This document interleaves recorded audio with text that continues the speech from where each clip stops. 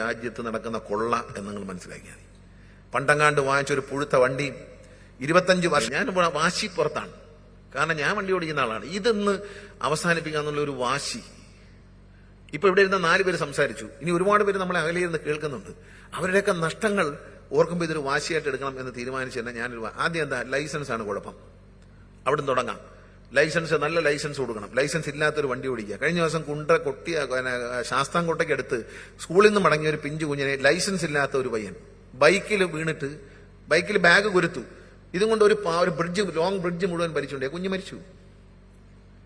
എന്താണ് നടപടി എന്ന് ചോദിച്ചാൽ വളരെ വ്യക്തമായിട്ട് പറഞ്ഞാൽ ലൈസൻസ് ഇല്ലാതെ വണ്ടി ഓടിച്ച് പിടിച്ചു കഴിഞ്ഞാൽ അടുത്ത 5 വർഷത്തേക്ക് ഇന്ത്യയിൽ എവിടെയും നിങ്ങൾക്ക് ലൈസൻസിന് അപേക്ഷിക്കാൻ പറ്റത്തില്ല. ഓൺലൈനിൽ കയറാൻ പറ്റില്ല, അപേക്ഷിക്കാൻ. ഇതിവിടെ കർശനമായി നടപ്പിലാക്കാൻ. കഴിഞ്ഞ ദിവസം ഞാനൊരു സ്ഥലത്ത് പോകുമ്പോൾ 2 പെൺകുഞ്ഞുങ്ങളെ വെച്ചുകൊണ്ട് ഈ മോന്റെ അത്ര ഒരു കൊച്ചുമോൻ വണ്ടി ഓടിക്കാൻ വീട്ടിൽ നിന്ന് കൊടുത്തു വിടുന്നവർക്കാണ് ആദ്യം ശിക്ഷ കൊടുക്കേണ്ടത്. ഈ പിഞ്ചു കുഞ്ഞുങ്ങൾക്ക് പെട്ടെന്നൊരു ലൈസൻസ് എന്ന് പറയുന്നത്, ലൈസൻസ് കിട്ടിയോണ്ടൊന്നും കാര്യമില്ല. നമ്മൾ ഈ റിഫ്ലക്സ് ആക്ഷനാണ്. ഇപ്പൊ KSRTC ബസ് ഓടിക്കുന്ന ആളെ കുറിച്ച് പറയാം. വളരെ വ്യക്തമായ അന്വേഷണം നടത്തിയിട്ട് ഞാൻ പറയുന്നതാണ്. ഈ അടുത്ത സമയത്ത് മാവേലിക്കരയിൽ നിന്ന് ടൂർ പോയ ഒരു ബസ് മറിഞ്ഞ് 4 വ്യക്തികൾ, 4 കുടുംബങ്ങളാണ്. 4 കുടുംബങ്ങളും അതുമായിട്ട് ബന്ധുമിത്രാദികളെ. പക്ഷെ ഞാൻ ആ ഒരു മരണ വീട്ടിൽ ചെന്ന പിഞ്ചു കുഞ്ഞുങ്ങൾ, 2 കുഞ്ഞുങ്ങൾ വളർന്നു വരുന്നേ ഉള്ളൂ, കൊച്ചു കുഞ്ഞുങ്ങളാണ്. അവരുടെ അച്ഛനെ നഷ്ടപ്പെട്ടു. അതൊരു ചെറിയ നഷ്ടമല്ല. ആ വീട്ടിൽ ചെല്ലുമ്പോൾ അവരുടെ അച്ഛന്റെ അച്ഛനുണ്ട്. അദ്ദേഹം പിന്നെ നോക്കേണ്ടതാണ്. അദ്ദേഹം ഷോക്ക് വന്ന് തളർന്ന് കിടക്കുകയാണ്.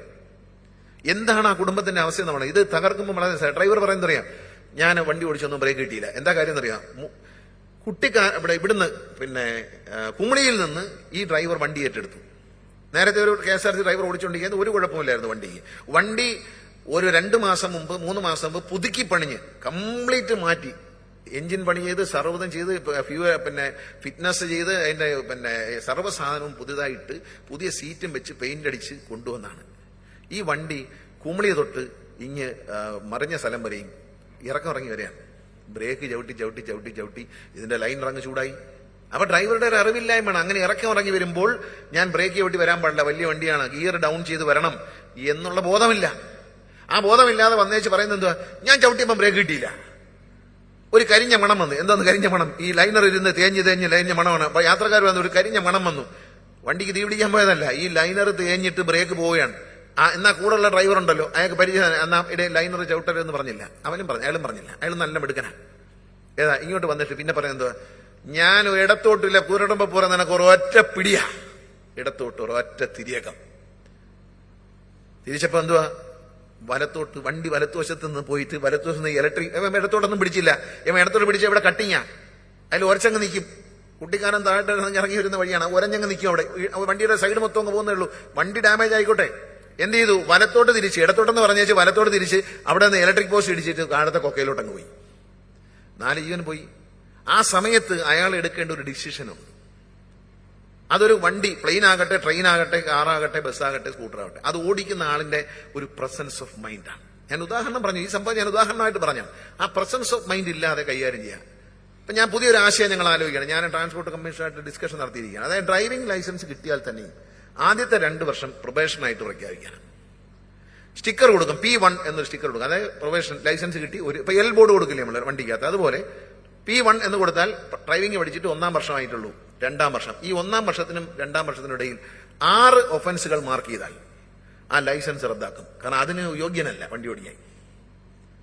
നമ്മളിവിടെ എന്താ പറഞ്ഞ ഡ്രൈവിംഗ് സ്കൂളുകൾ. എനിക്കെതിരെ ഏറ്റവും കൂടുതൽ ആദ്യം ഞാൻ മന്ത്രിയായിട്ട് ചുമതലയെടുത്ത ഉടനെ ഞാൻ ഡ്രൈവിംഗ് കർശനമാക്കി. ഉടനെ പറഞ്ഞ് ഞങ്ങൾ തമിഴ്നാട്ടിൽ പോയി, മാധ്യമങ്ങൾ തമിഴ്നാട്ടിൽ പോയി എടുത്തുകൊണ്ടുവരും. ഞാൻ തമിഴ്നാട്ടിൽ പോയി എടുത്തുകൊണ്ടാലും കുഴപ്പമൊന്നുമില്ല, ഇവിടെ വരുമ്പോൾ RTO ഒന്നുകൂടെ പരിശോധിക്കും, വേറെ കുഴപ്പമൊന്നുമില്ല. തമിഴ്നാട്ടിൽ പോയി ലൈസൻസ് എടുക്കുന്നത് നമ്മളെതിരല്ല, ഇന്ത്യയിൽ എവിടെ നിന്നും എടുക്കാം. പക്ഷെ കേരളത്തിലോട്ട് അഡ്രസ്സ് ഇല്ലാത്ത, അവിടുത്തെ അഡ്രസ്സ് വെച്ച് ഇവിടെ വന്ന് വണ്ടി ഓടിച്ചാൽ ആ ഡ്രൈവറെ ഞങ്ങളൊന്ന് ടെസ്റ്റ് ചെയ്യും. അതിനുള്ള അവകാശം നിയമത്തിൽ പറഞ്ഞിരുന്നു. തീരെ അങ്ങ് പറ്റിക്കരുതല്ലോ. ഈ പറയുമ്പോൾ മാധ്യമങ്ങളെ കാണുമ്പോൾ അങ്ങനെയാണെങ്കിൽ എല്ലാവരും അങ്ങ് പാലക്കാടും തമിഴ്നാട്ടിൽ പോകും. ഇപ്പൊ എത്ര പേര് പാലക്കാടും തമിഴ്നാട്ടിൽ പോയി ലൈസൻസ് എടുക്കുന്നത്? ചുണ എടുത്തോണ്ട് വന്നേ, എടുത്തോണ്ട് വരുമ്പോൾ വേറെ കുഴപ്പമൊന്നും ഞങ്ങൾക്ക് ഒരു പരാതിയില്ല. ഒന്നുകൂടി ഓടിച്ച് കാണിച്ചാൽ മതി. RTO എടുത്ത് വരണം. അപ്പൊ MP എടുത്ത് പോരാ, RTO എടുത്ത് വന്നിട്ട് ഒന്നുകൂടി ഓടിച്ച് കാണിച്ചിട്ട് ലൈസൻസുമായിട്ട് നടക്കാം. ഒരു കുഴപ്പമില്ല. നമ്മുടെ നാട്ടിൽ എന്തെങ്കിലും ഒരു കാര്യം പറഞ്ഞാൽ പിന്നെന്താ കാണുന്നത്? നിങ്ങളെല്ലാം കൊടുത്ത വാർത്തയാ. ഇവിടെ അങ്ങോട്ട് ചെന്ന് ഇഞ്ചക്കൽ അങ്ങോട്ട് പോയിട്ട് അവിടെ ഒരു കുഴി ഒഴിച്ച് അതിനകത്ത് കിടക്കുക. ഞങ്ങളെ കഞ്ഞിയിൽ മണ്ണ് വാരിയിട്ട് ഈ ദുഷ്ടൻ രമേശ്കുമാർ, ഞാൻ അല്പം ദുഷ്ടനായതുകൊണ്ടാണ് ഈ അപകടങ്ങൾ കുറയ്ക്കാൻ പറ്റുന്നത്. കേരളത്തിൽ ഇന്ത്യയിൽ നിന്ന് ഏറ്റവും നല്ല ലൈസൻസ് കൊടുക്കുന്ന ഒരു സംസ്ഥാനമായി കേരളം മാറിക്കൊണ്ടിരിക്കുകയാണ്. അപ്പോൾ നിങ്ങൾ പറഞ്ഞ അവരെ കഞ്ഞിയിൽ മാധ്യമ പ്രവർത്തകർ മനസ്സിലായി, അവരെ കഞ്ഞിയിൽ ഞാൻ പാറ്റിയിട്ടുന്ന കഞ്ഞിയുടെ കണക്ക് ഞാൻ പറഞ്ഞുതരാം. KSRTC ഡ്രൈവിംഗ് സ്കൂൾ തുടങ്ങാൻ തീരുമാനിച്ചു. നിലവാരമുള്ള ഡ്രൈവിംഗ് ലൈസൻസ് കൊടുക്കണം എന്നുള്ളതിൽ ഇന്ത്യയിൽ ആദ്യമായി ഒരു ട്രാൻസ്പോർട്ട് കോർപ്പറേഷൻ സ്വന്തമായി ലൈസൻസ് കൊടുക്കാൻ ഡ്രൈവിംഗ് സ്കൂൾ തുടങ്ങിയത് KSRTC. ഒന്നാമത്തെ ഡ്രൈവിംഗ് സ്കൂൾ തിരുവനന്തപുരത്ത് തുടങ്ങി.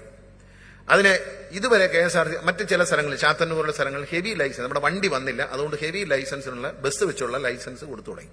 അത് നമ്പർ വളരെ തുച്ഛമാണ്. മറ്റുള്ളവർ, സ്ത്രീകളുടെ കയ്യിൽ നിന്ന് ഡ്രൈവിംഗ് സ്കൂളുകാർ കൂടുതൽ പൈസ വാങ്ങിക്കണം. സ്ത്രീകളെ ഡ്രൈവിംഗ് പഠിപ്പിക്കാൻ പാടാന്നാണ് അതുകൊണ്ട് കൂടുതൽ പൈസ വാങ്ങിക്കുക. നമ്മൾ പുരുഷന്മാർക്കും സ്ത്രീകൾക്കും ഒരേ റേറ്റ്, അതും മറ്റുള്ള മാർക്കറ്റിൽ കൊടുക്കുന്നതിനേക്കാൾ കുറഞ്ഞ റേറ്റ് KSRTC. പട്ടികജാതി പട്ടികവർഗത്തിൽപ്പെട്ടവർക്ക് 2500 3000 രൂപ കുറവാണ് മറ്റുള്ളവരെ കാലം. ഇതെല്ലാം വെച്ചുകൊണ്ട് ഒരു കണക്ക് നിങ്ങൾക്ക് ഞാൻ പബ്ലിഷ് ചെയ്യാൻ തരാം, കൃത്യമായ കണക്ക്. KSRTCയിൽ ഡ്രൈവിംഗ് പഠിപ്പിക്കുന്നത് KSRTCയിലെ ജീവനക്കാർക്ക് അവർക്ക് കൊടുക്കുന്ന സർക്കാർ ശമ്പളമാണ്, അല്ലാതെ ദിവസം മണിക്കൂറിന് 100 രൂപയും ഒരു ദിവസം 500 രൂപയൊന്നും അല്ല. സർക്കാർ ശമ്പളം വാങ്ങുന്ന KSRTC ജീവനക്കാരുടെ ശമ്പളം വെച്ച് കണക്ക് കൂട്ടിയാൽ 400 പേര് ഇത് പഠിച്ചിറങ്ങുമ്പോൾ KSRTCക്ക് ഈ ദിവസം വരെയുള്ള ലാഭം 11.5 ലക്ഷം രൂപയാണ്. ലാഭം. പുതിയതായിട്ട് കാർ വാങ്ങിച്ചു, 2 കാർ വാങ്ങിച്ചു, 2 പുതിയ ബൈക്ക് വാങ്ങിച്ചു, ക്ലാസ് എടുത്തു, തിയറി ക്ലാസ് എടുത്തു, മോട്ടോർ വെഹിക്കിൾ ഡിപ്പാർട്ട്മെന്റിലെ ഉദ്യോഗസ്ഥന്മാരോ ഒന്ന് അവരെ നിയമങ്ങളെ കുറിച്ച് ഇവരൊക്കെ ക്ലാസ് എടുത്തു. ഇതെല്ലാം കഴിഞ്ഞിട്ടും 11.5 ലക്ഷം രൂപ KSRTC ലാഭമുണ്ടെന്ന്. അപ്പൊ എന്താണ് ഈ രാജ്യത്ത് നടക്കുന്ന കൊള്ള എന്ന് നിങ്ങൾ മനസ്സിലാക്കിയാൽ മതി.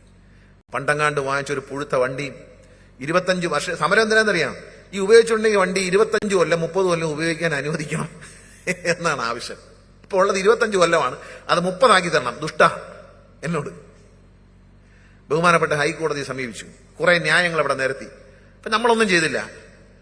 ബഹുമാനപ്പെട്ട ഹൈക്കോടതി മുമ്പാകെ സർക്കാർ ഒരു അഫിഡവിറ്റ് കൊടുത്തു. ഞാൻ നിയമം പഠിച്ചവനൊന്നുമല്ല, പക്ഷെ ഞാൻ അതിന്റെ കൂടെ ഇരുന്നു. ആ അഫിഡവിറ്റിലെ ഓരോ വരിയും ഞാൻ വായിച്ചു കേട്ട് തിരുത്തിയതാണ്. കാരണം എന്തൊക്കെയാണ് ഇവരൊക്കെ ഉണ്ട്, ഉദ്യോഗസ്ഥന്മാരൊക്കെ ഉണ്ട്, ഞാൻ അവരുമായിട്ട് ചർച്ച ചെയ്തു എന്തൊക്കെയാണ് ഇറക്കിയ ഉത്തരവുകൾ, ഈ ഉത്തരവുകൾ ഏത് നിയമത്തിന്റെ അടിസ്ഥാനത്തിൽ ഏത് സാഹചര്യത്തിൽ ഇറക്കിയെന്ന് ബഹുമാനപ്പെട്ട ഹൈക്കോടതിക്ക് അങ്ങ് വിശദീകരിച്ചു. ഏതായാലും ഈ അഫിഡവിറ്റ് അവിടെ ഫയൽ ചെയ്തതിനു ശേഷം ഇന്ന് വരെ ഡ്രൈവിംഗ് സ്കൂളുകാർക്ക് ആ കേസ് എടുക്കുകയേ വേണ്ട.